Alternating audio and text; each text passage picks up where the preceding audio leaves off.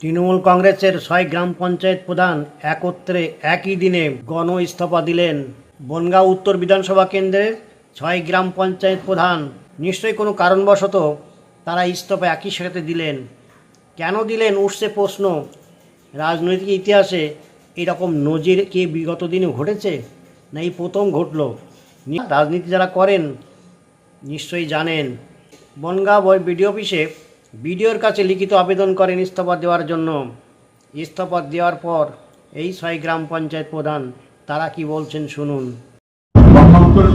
ইস্তফা দিলাম, আমরা এই বিষয়ে আমরা কোনো মুখ খুলতে চাই না, এখন কিছু বলবো না, আমাদের কিছু বলার নেই। আমরা এইটুকু বলেই আপনাদেরকে, হ্যাঁ আমরা ইস্তফা পত্র জমা দিলাম আজকে। কারণটা আমরা এখন বলতে চাইছি না, আমাদের যাই হোক কোনো একটা বিষয়ে আমরা দিয়েছি জমা। হ্যাঁ এখন আপাতত আমার ব্যক্তিগত কারণ দেখিয়েছি। নিজস্ব আমার ইচ্ছা হয়েছে, আমি পঞ্চায়েতের প্রধানের দায়িত্ব আর থাকতে চাই না, ওই জন্য আমি ইস্তফা দিলাম। আপনি কোন পঞ্চায়েতের প্রধান? গোপালনগর 2 গ্রাম পঞ্চায়েতের প্রধান। হঠাৎ করে আপনার 6 জন একসঙ্গে কেন ইস্তফা? বনগাঁ উত্তর বিধানসভা কেন? এখন 6 জন প্রত্যেকেরই পঞ্চায়েতের তারা দায়িত্ব পালন করতে পারছে না, তাদের নিজেদের ইচ্ছা হয়েছে, ওই জন্য তারা। কারণ দেখা যাচ্ছে এমনি কোনো কারণ নেই। আমরা পঞ্চায়েতের প্রধান থাকতে চাই না, প্রধানের দায়িত্ব থাকতে চাই না, এমনি বিশেষ কোনো কারণ নেই। আমরা ব্যক্তিগত কারণে ইস্তফা জমা দিয়েছি। 6 জন 106 জন একদম। জমা দিলেন, এটা কোনো কারণ আছে? কারণটা এখন ব্যাখ্যা করছি না, আপনারা একটু হলেও তো বোঝেন। একটা বিষয় যে 6 জন আপনারা পদত্যাগ করলেন, 6 জনই একই বিধানসভার মধ্যে, একদম। 7 জনের মধ্যে 6 জন পদত্যাগ, শুধুই কি ব্যক্তিগত কারণ না অন্য কিছু?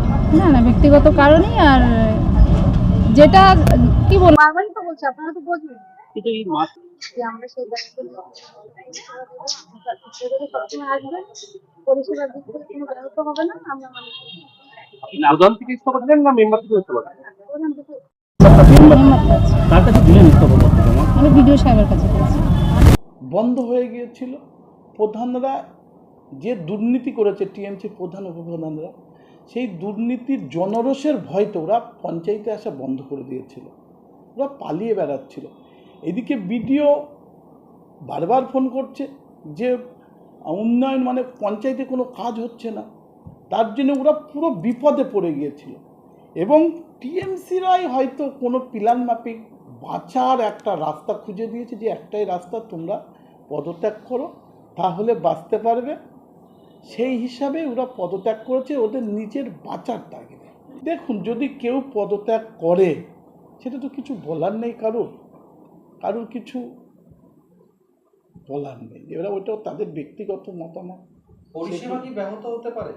পরিষেবা দেখুন, তারপরে তো রয়েছে প্রশাসনিক ব্যবস্থায় সেটা চালানো। দেখুন, বললাম না, তারা আতঙ্কই ভুগছে, তারা ভয়তে বাঁচার তাগিদে এগুলো করছে। দেখুন, দলের এরকম কোনো সিদ্ধান্ত বা নির্দেশ নেই যে কোনো টিএমসি প্রধান দুর্নীতিবাজ তাদের আমরা দলে নেব।